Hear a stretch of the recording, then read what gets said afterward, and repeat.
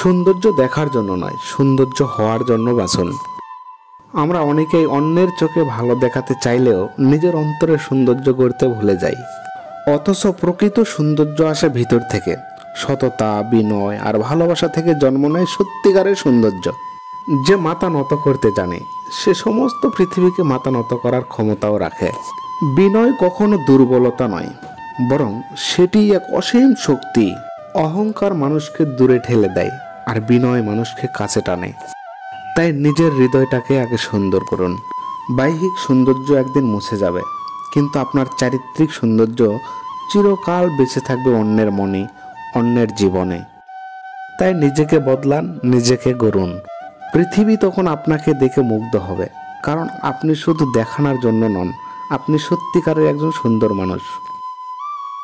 কথায় ছিলাম আমি রায়হান। লাইক, কমেন্ট, শেয়ার করবেন।